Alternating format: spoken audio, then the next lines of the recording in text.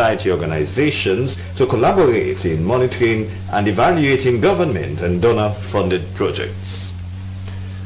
Well, these and more stories are lined up in the program tonight, but first, our coronavirus preventive message. You see where them people here wear them mask them fine? Well, now so you say for wear the mask. Cover you know send you much all time where you dey near other person.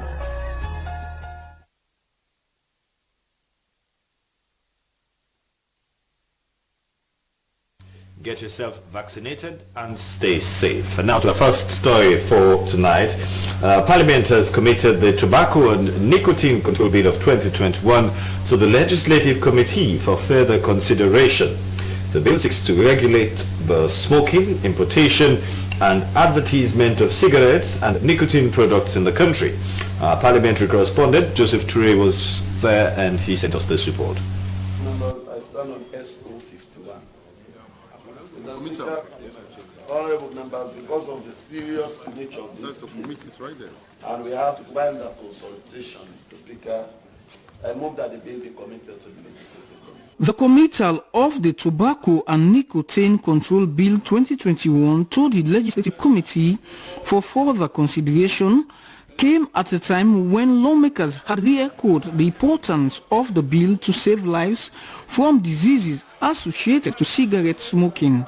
Submissions by members of parliament revealed that over 4,000 citizens of Sierra Leone die of tobacco and nicotine-related cases annually. Globally, tobacco kills up to half of its users worldwide, and around 6 million people are killed each year by tobacco use. If you go into it deeply, 5 million of those deaths are as a result of direct use of tobacco. Other MPs, even across party lines, were concerned over the negative effects of tobacco and nicotine on the health of people. We all know the negative impact cigarettes does on the lives of the ordinary people, especially teenagers. And this is the very reason why I decided to support this bill, because our role as members of parliament is to protect the lives and properties of our people. And if this bill that is before us seeks to promote public health safety by regulating smoking in public places, by regulating advertisements, deceitful advertisements that will lure our young generation, our young people into smoking, I think it is important to put this law so that we regulate those advertisements.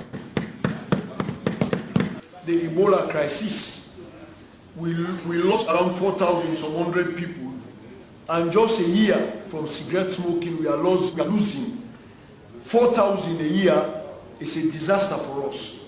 So as Parliament, we think this bill is a very critical bill, and we should do everything possible within our power to make sure we pass this bill.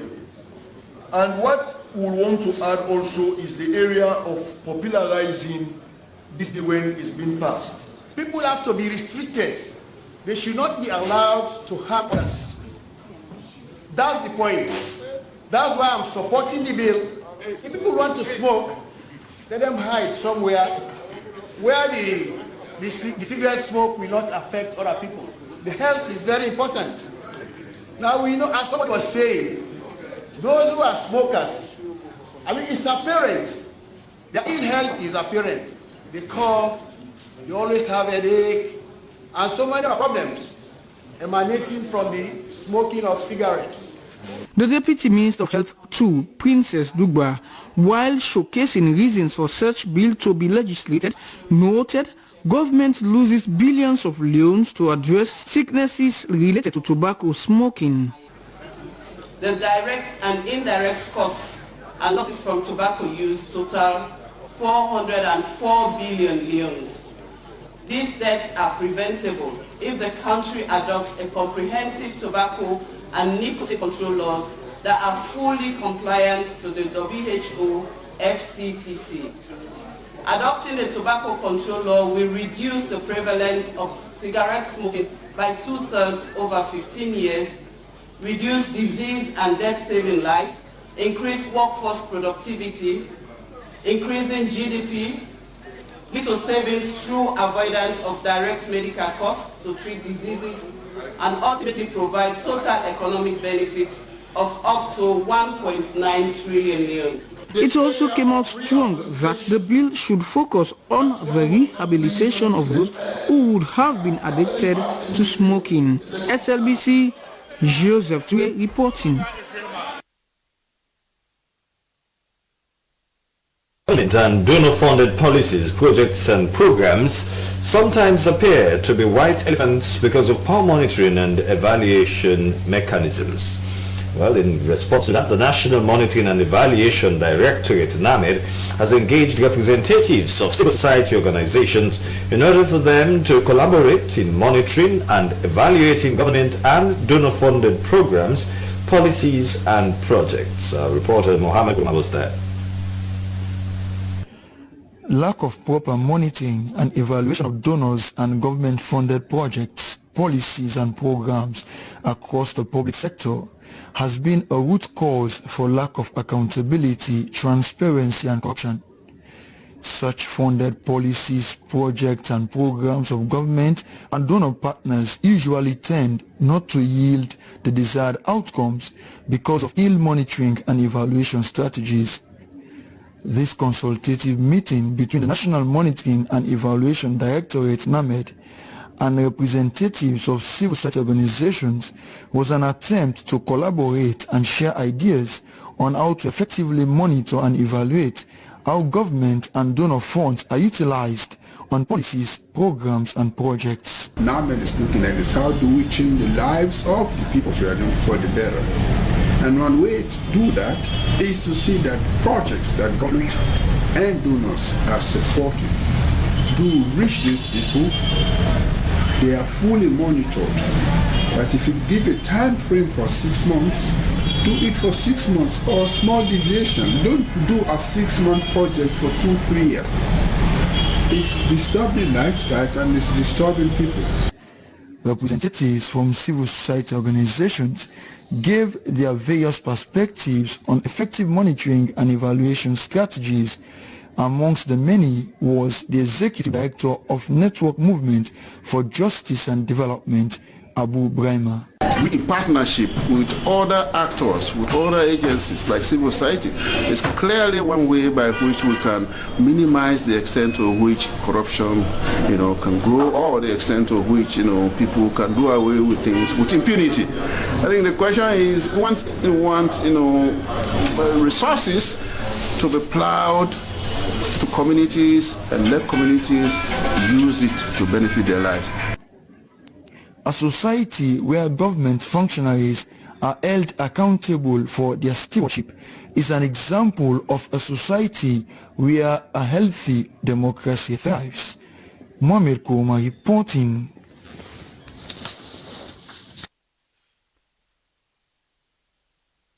The Ministry of Technical and Higher Education has signed the agreement for the disbursement of the second phase of the Skills Development Fund to 84 young entrepreneurs to support new and existing businesses. The Skills Development Fund is part of the government's strategy to support the middle manpower of Sierra Leone's population. Daphne Kimama Kole reports. The Skills Development Fund is part of the government strategy to support the middle manpower of Sierra Leone's population. About 84 young entrepreneurs are to benefit from this second phase of the project to empower young businesses. Minister of Technical and Higher Education, Professor Alpha Tijanburi, said the government requested the World Bank for a grant of about $20 million to support emerging businesses in the country. Businesses in construction, in agriculture, in hospitality, in mining, businesses, such that you can now partner along the way with training institutions, so we get young people absorbed. We tend to believe that it's only those that access universities that can be productive. what we are trying for you to know is that along the value chain, we require people to serve at various layers. The minister added that dispensation of the funds, businesses would be monitored to see progress made and for sustainability. Peter Kaindane is the assignment manager of the Skills Development Fund Secretariat. He said on a regular basis, auditors would be monitoring the affairs of the businesses in all the districts in the country. We have had 63 grantees on board for the first round of calls, and right now, today we are signing with another 84. This means we have a total of 148 grantees. Now, grantees are the people that applied for this funding. They've included government technical institutes, they've included government TVET institutions, as well as private TVET institutions. But this second one is mainly for the private sector. And the emphasis here is to provide funds to the private sector so that they can improve their businesses and be in the position to employ more people. Team lead Project Fiduciary Management Unit, Alpha Ibrahim Sise, said all the 84 entrepreneurs for this phase are eligible for the grant and that more grants would be awarded to entrepreneurs. Hence, this project is successful. The Skills Development Fund, which is about $20 million, is expected to nurture new entrepreneurs and help them develop and sustain their businesses with business ideas. These entrepreneurs from across the country are expected to use the grant judiciously to alleviate poverty. For SLBC News, Daphne Kima-Mako reporting. Aggrieved workers of the COVID-19 response have called on President Bill to swiftly look into the situation as they've gone for 6 months without their risk allowances. The workers, who comprise of core and support staff in the response team, told a news conference that they've endured 7 months from July 2021 to February 2022 without their risk allowances. They are also claiming that NACOVAC is withholding their remaining backlogs, while a good number of them have been laid off. One of the aggrieved workers, Mambu Akan Sharif, who read the press statement on behalf of his colleagues, said they've been treated unfairly and marginalized by the leadership of NACOVAC. Let's join Ibrahim Samura for some more of that story. Aggrieved COVID-19 response workers on the constant delay. In fact, I am going to change this delay to constant non-payment of risk allowances to core and support staff nationwide by NACOVAC. The President, as part of his determination, appointed the NACOVAC leadership and core staff, who later recruited support staff to work in the response to prevent, protect, and curtail the spread of the disease in the country since April 2020. We call you to this press conference to draw your attention to the inhuman and maladministration being meted on us by the leadership of NACOVAC and its constant delayed payment of our risk allowances for 6 to 7 months.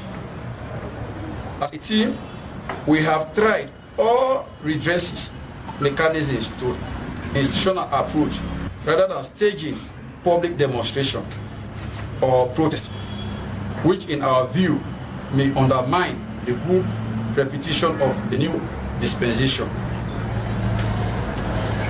We would also like to bring to the attention of the media and civil societies that all district coordinators and presidential task force officers have been getting their risk allowances up to date without delay, while ours, the core staff and support staff, have been withheld for unexplainable reason, which is not only discriminatory but a violation of our rights.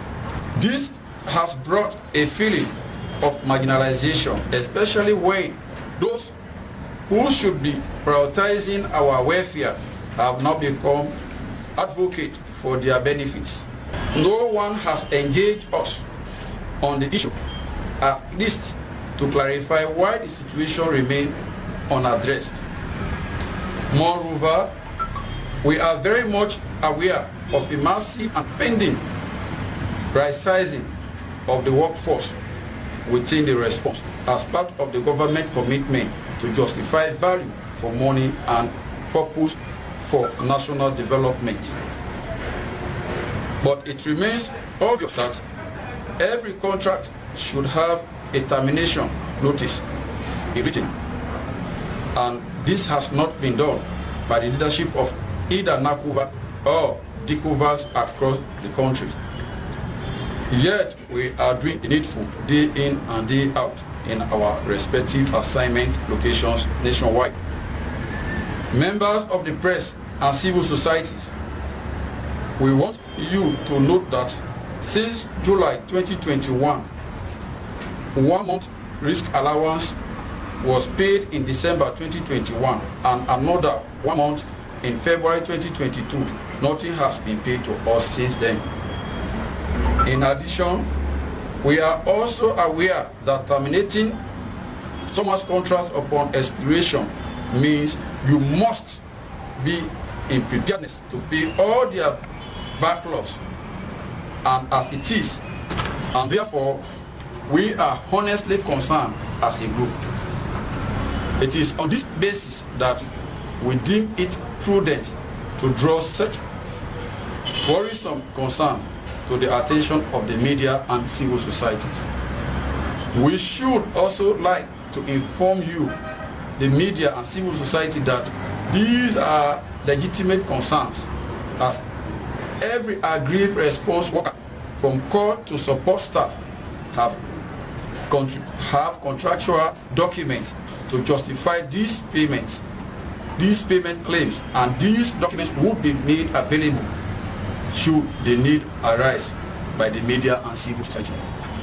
Finally, reverting to channeling our legitimate concern through the media and civil society is considered our last resort to this stage. Therefore, we are kindly appealing to authorities concerned to urgently help in triggering the full payment of our allowances, as our survival and family responsibilities are at stake.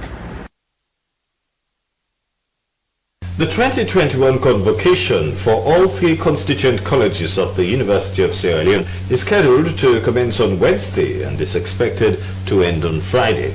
However, as always, the ceremony has again been overshadowed by issues of unpublished grades of graduating students, inadequate supply of regalia, and graduation fees, which have doubled from the previous graduation. The Director of Media, Alumni and International Relations, University of Sierra Leone, Dr. Tonia Musa, has been clarifying in these issues to the podium's Eustace Jones. I think that was also misrepresented. It was not just to rent. You have a package. The student would have told you, including, you understand, the what we call the folder or the file that you could use for your degree certificate at the end. The file? Yes. You mean? Yes. You know, the designed booklets. Something like that, which you can use. You understand, also customized with the university logo and other things. You can use that to hold your certificates. You know, it makes it more presentable. And then apart from that, also we now have a yearbook, an initiative different from those who graduated before now. Now we used to have brochures just for the congregation ceremony, where we have names of students by faculties. This time around we have a book called Yearbook, and the book is designed, you know, in a way that you have each campus has its own book, and then the name, the picture, the program or the degree of the student or the graduate or the graduating student is there.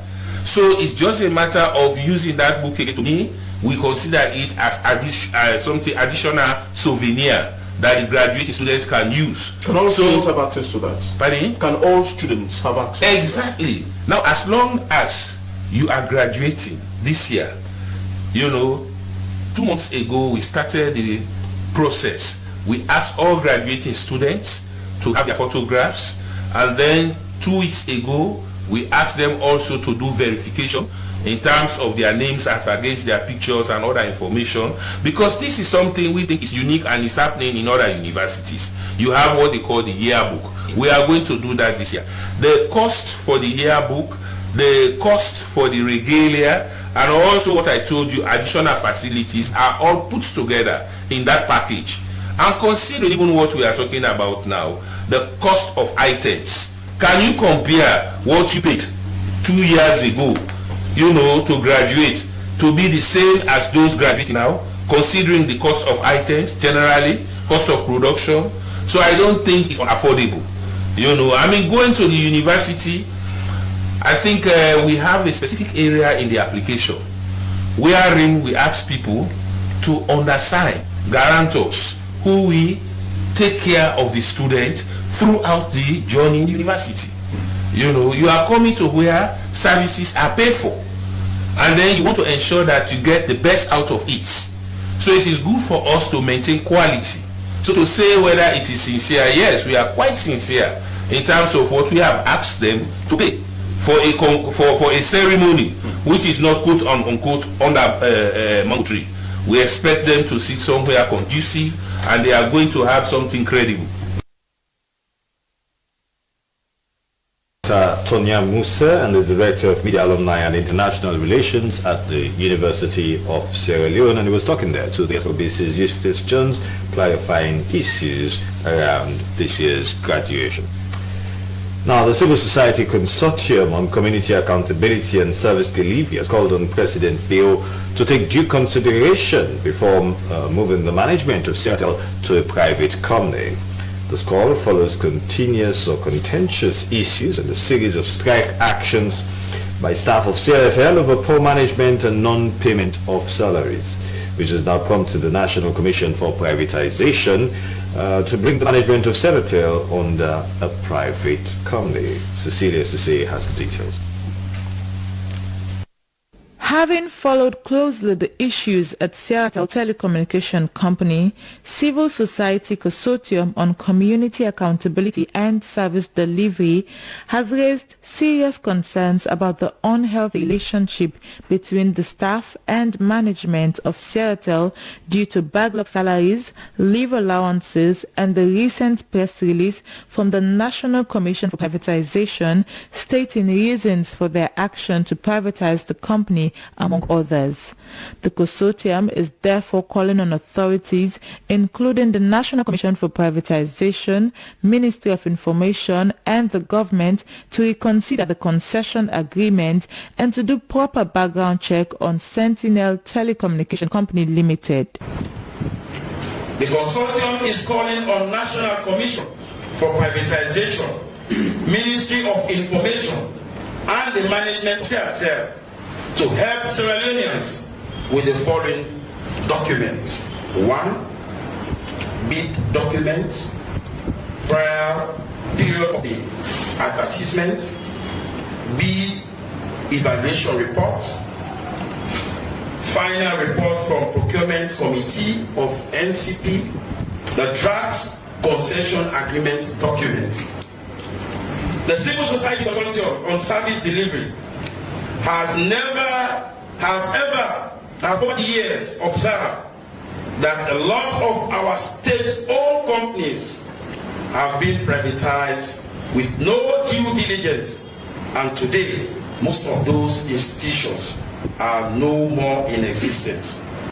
Meanwhile, the consortium is also sending strict advice to all staff of Sierratel to stop all physical and verbal attack on the leadership and management of Sierratel, as the consortium continues to advocate and wait on Parliament and government to critically look into this issue through the technical head of Sierratel and his team on independent technical advice from any telecommunication operators before going into any agreement. We are all in sympathy with you, but let's observe the due process as stated in the Sierratel Act and Labor Law of the state. The consortium wants to inform the staff of Sierra that Sentinel as a company has not been given the sole authority to take over the company until the process, the agreement is ratified by Parliament. As civil society, we are calling on NTP and the management of Sierra to take stock of all assets of the company before going into any agreement. As a group of civil societies in the country, the consortium, in its bid to ensure proper service delivery, has said if the president and government fails to address this issue, the consortium will stage a 1,000-man march as a peaceful demonstration to show that they mean business and will not relent until the needful is done. SLBC News are Cecilia Cisse.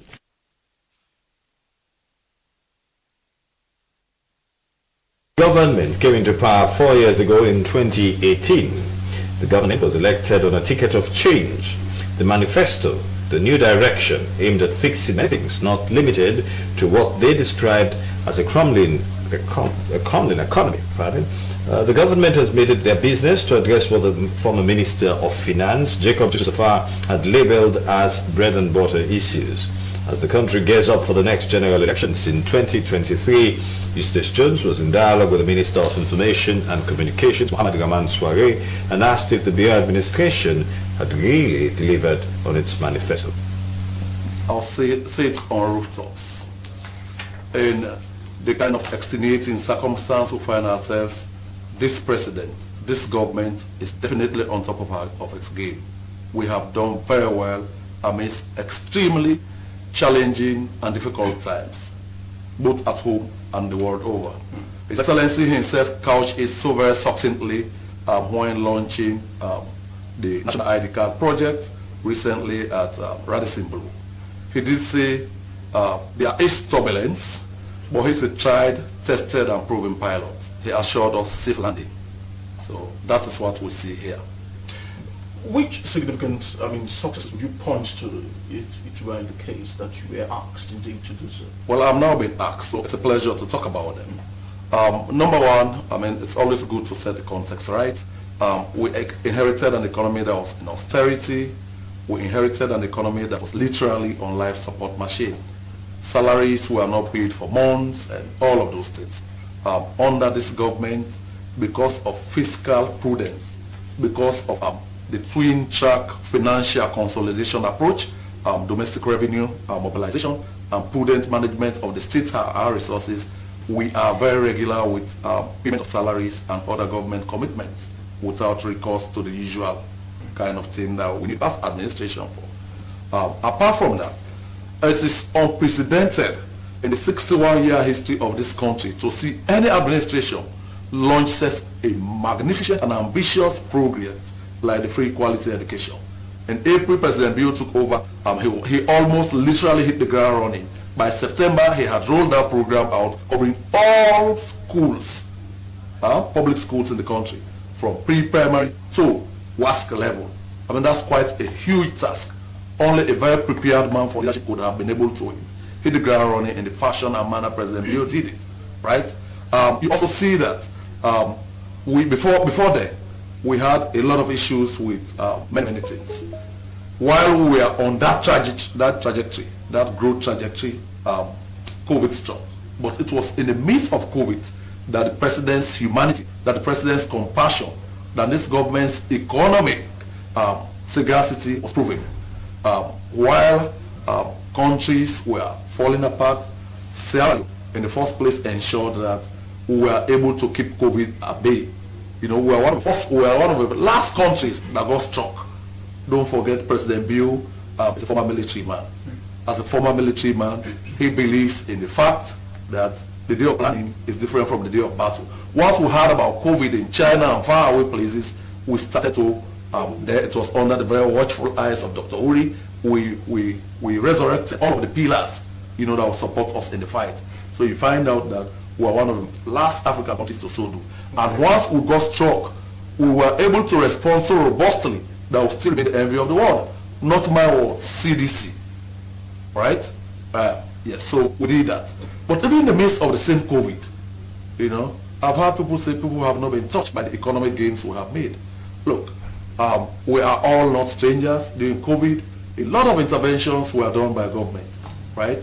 While other countries were shutting down for 2 weeks, 1 month, we were very mindful of our domestic circumstance. We locked down in 2 days, 3 days, and during those periods, we ensure that all people who are the hardest hit by economic challenges, for example, people who live with disabilities, we targeted them for direct cash transfers and other kind of in-kind support. That landed to virtually every registered person with disability in the country. The Ministry of Basic and Senior Secondary Education has handed over to the Corridor School for the Blind a new minibus as a means of intervention to the challenges facing people with special needs. The ceremony took place at the school compound in Corridor City, where Kadiatu Kagbo tells us more.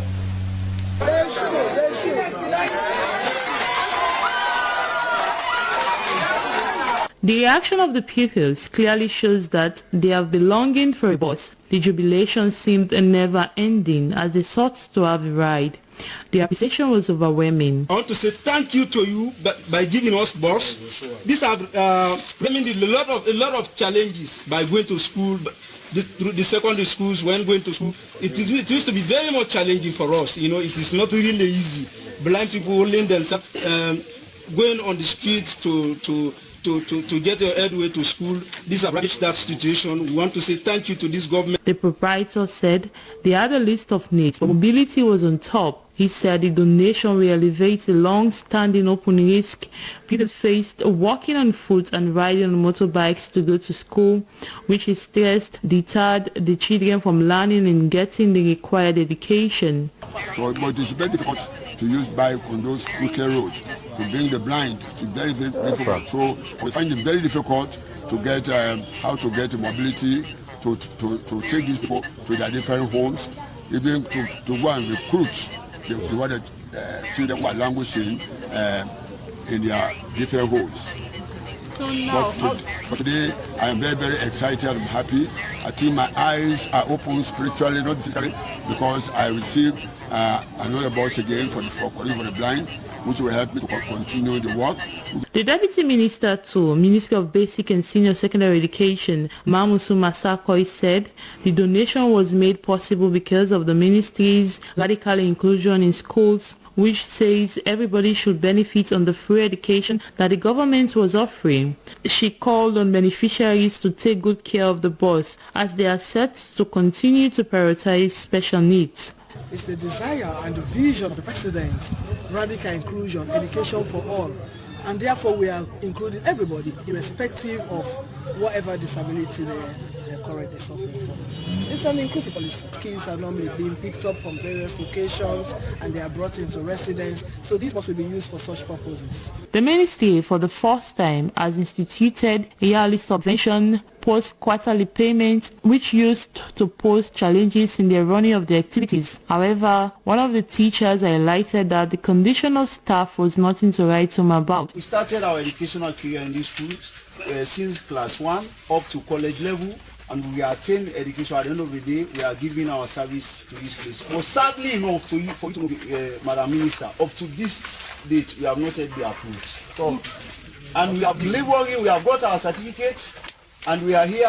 Nothing for us. Only our beer is having a big deal to 500,000 euros. Paying transport from our locations, coming here, and we work on our feet, on our beer feet now. The district director, MBSSE, Konobi Street, Prince Jebe, pledged to monitor the running of the bus so that it can be used for the intended purpose. For SABC News, Kadiatu Kagbo reporting from Koidu City.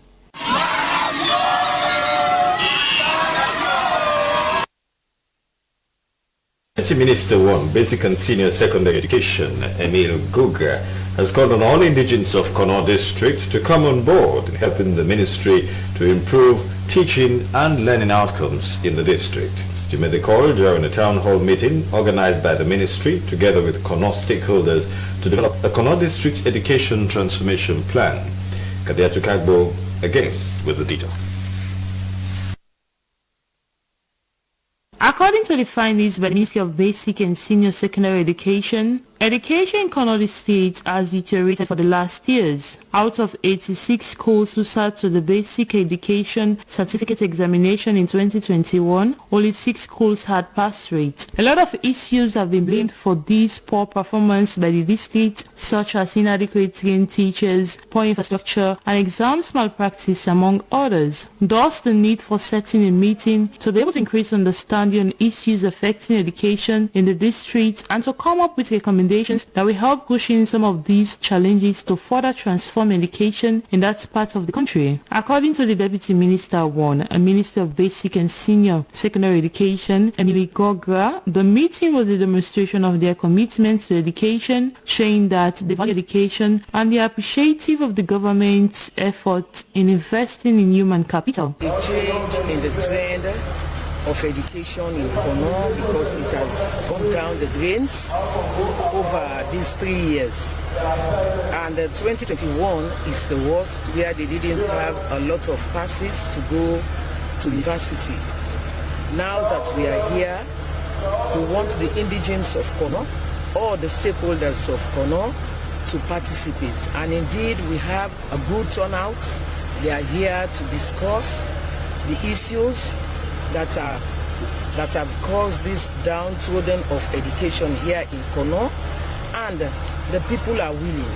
Chairman of the Council of Paramount Chiefs, Tamba Emmanuel Foyo V, said the meeting was timely. However, they recommended that the government should involve them in the monitoring of schools so that they will be able to tailor correct information to the government.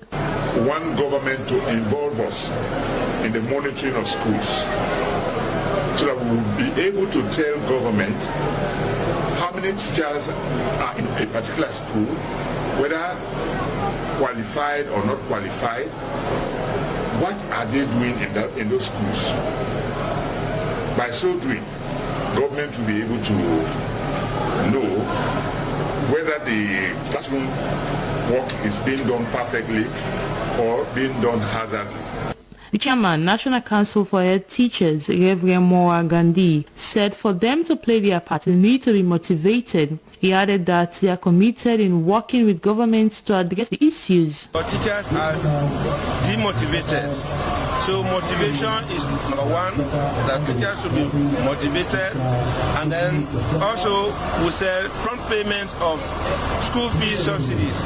There is that delay, and that's the school fees subsidies we are managing. Now that it is free quality education, we are not mandated to charge or to ask any parent or any child for school fees. So we wholly and solely rely on these fee subsidies from the government to utilize in administering the schools, in operating in the school administration. The Deputy Minister further disclosed that education was the single most important determinant of economic and social mobility. She pledged the ministry's commitment to work on those recommendations so that they will be able to improve teaching and learning in the district. For SABC News, Kadiatu Kagbo reporting from Kono District.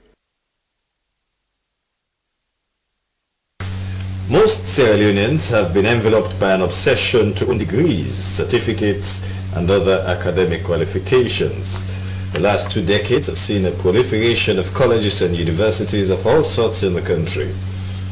However, the ideal community of academics says that many of these institutions are illegal. The latest institution to grab the headlines for this illegality is the Dominion University, which was found to be operating in the western area rural district. So what does the Ministry of Technical and Higher Education make of this mockery of education at the highest level? The Minister of Technical and Higher Education, Professor Alpha Tijan Buri, has been speaking to Eustace James in this interview. It has to be an accredited institution in the country, or an institution has to be one that is recognized from some other country that has the authority to award a degree. If the institution we are describing is non-accredited, then we will not talk about rescinding a degree. What we are talking about, you do not have a degree. So effectively the HRMO that employs within government will revisit institutions that are accredited and only take awards from such institutions. I heard the matter is being thoroughly investigated. How far has that investigation gone? It would be going on. The Tertiary Education Commission contacted the CID to stop the proceedings or the convocation process, even though it was done, as I say, under a palm tree. Mango tree. I'll say a palm tree because we require them to have shade. We like it, they are having the shade. However, we have to take this as a legal position and be quite firm. And therefore, we will take them to court and ensure this does not happen again. It has happened before. We think it will continue to happen again. But what we need to do is to take to Parliament the Tertiary Education Act and be able to strengthen the role of the TEC. But such things tend to occur in several countries indeed. Most of these universities do come, into establishment bearing the nomenclature of being affiliated with international colleges and universities. How do we, as a country, ensure we do thorough background checks on some of these places before they are established in the first place? The role of the Tertiary Education Commission is to, in fact, ascertain the affiliates. I said Group B, Class B institutions are institutions that are certificate or diploma institutions, but are affiliated to other institutions to get awards that are higher. Okay, so the TEC should be able to ascertain the level of the institutions they are accredited to, or demand that the accreditation is done in-house, locally. For example, Milton Magai, for example, used to give a degree in education management, a degree in measurements. But those degrees were not awarded by Milton Magai, but they were awarded by Jala University. So when Milton Magai was a Class B, the degrees were awarded under NU. Now Milton Magai is officially recognized as a technical university. They will award degrees of their own, but they will also do so with external examiners coming to ascertain that whatever degree you call a degree is indeed a similar level in the sub-region. So even when you have a right to give a degree, that degree would be subject to peer review among the sub-region and you. Now in-house, locally. For example, Milton Magai, for example, used to give a degree in education management, a degree in measurements. But those degrees were not awarded by Milton Magai, but they were awarded by Jala University. So when Milton Magai was a Class B, the degrees were awarded under NU. Now Milton Magai is officially recognized as a technical university. They will award degrees of their own, but they will also do so with external examiners coming to ascertain that whatever degree you call a degree is indeed a similar level in the sub-region. So even when you have a right to give a degree, that degree would be subject to peer review among the sub-region universities.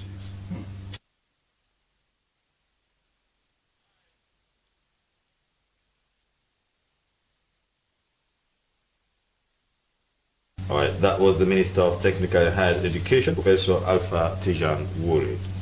Now, the President of the Salone Dock Workers Union has expressed that if their end-of-service payment is not made to them in the shortest possible time, they will continue to lay down tools. They made the statement to the SLBC during the peaceful protest at the Bolori Transport and Logistics at Freetown Terminal Port to demand payment for the end-of-year service benefits, amongst other requests. Dennis Fraser has more of what transpired. At the very start of the week, in the morning hours, the Bolori Transport and Logistics Freetown Terminal Port was closed down to normal business activities. Both gates leading to the port were closed to trailers coming in or going out, with operational equipment and offices all closed to the public.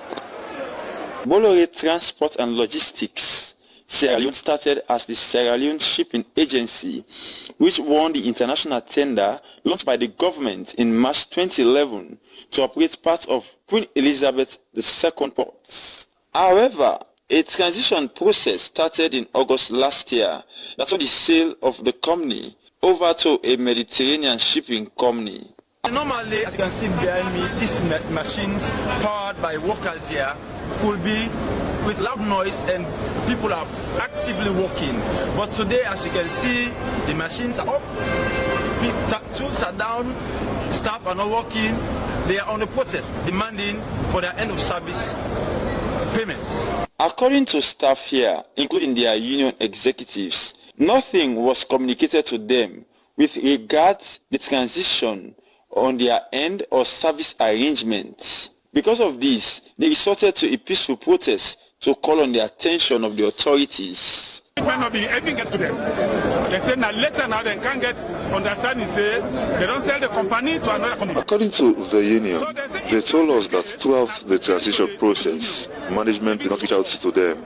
They only got to know that later that Bolloré have been sold to another company. If that is the case, then it is an affront to the union and to us as workers. So that is why we staged this peaceful protest, for them to tell us when they will pay us our money. They not work for you for 11 years and you don't sell the company, you not pay them off. Don't work for 11 years. I can't do with this money. We have worked for 11 years and all we are asking for is our end of service benefits. We are not particular about who is in charge of management currently. We have served the previous company and so we deserve to have our money.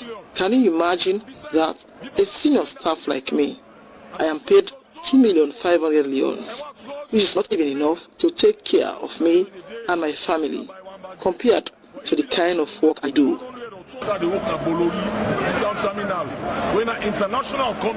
Added to these concerns, workers complained of degrading conditions of service and deployment conditions of their staff waiting center. According to them, they work up to 12 hours a day, loading and offloading 100 to 200 containers from different parts of the world. After several hours of contentions, management quickly called on the union to a closed-door meeting where they reached an agreement that they will address the concern over end of service benefits after consulting with their lawyers. But this arrangement was received with a hostile response from workers. Today, Freetown Terminal is still doing well, but you have decided to go on another way, because maybe some information that I gave were not properly understood. So again, I reiterate in front of you, everybody, nothing is changing. The company will continue. MSC is taking over a group of companies called Bolloré Africa Logistics. If this situation is not addressed as early as possible to allow workers to return to work, it will continue to negatively impact the economy of the country. SABC News R. Dennis Fraser reporting.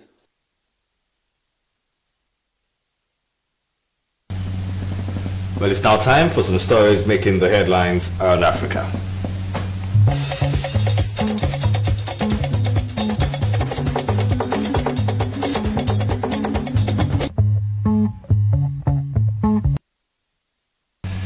Now, the story of what happened to Liberian Emmanuel Judo has the quality of a modern fable. The 19-year-old, dressed in a school uniform of sky blue shirt and navy shorts, looks incongruous in a class full of pupils, at least 6 years younger than him. But the one-time primary school dropout is happy. Last year, he was struggling to earn a living as a motorbike taxi driver when he found 50,000 United States dollars in a mix of US and Liberian notes, wrapped in a plastic bag by the side of the road. He could have easily pocketed this life-changing amount, but he gave it to his aunt to look after, and when the rightful owner appealed on national radio for help in finding the cash, Emmanuel came forward. President George Weah handed him 10,000 United States dollars, and the local media owner also gave him cash, some of which was raised from viewers and listeners. And the owner of the money that was found donated 1,500 United States dollars worth of goods. On top of those, and perhaps most significantly, a college in the United States reacted by offering him a full scholarship once he had completed his secondary education. A Nigerian atheist has been sentenced to 24 years in prison by a high court in the northern state of Kano after being convicted of blaspheming Islam. Mubarak Bala, the 37-year-old president of the Humanist Association of Nigeria, pleaded guilty to all 18 charges and asked for leniency. He has been in detention since 2020. A group of Muslims had filed a petition to the authorities accusing Bala of posting uncomplimentary messages about Islam on social media. Kano has a majority Muslim population. It is one of around a dozen states in northern Nigeria where Islamic law is practiced alongside secular laws. Bala could have faced the death penalty if he was tried in an Islamic court. UN human rights experts and international rights groups have condemned his detention and called for his release. Harrowing accounts emerging of Malian troops and suspected Russian mercenaries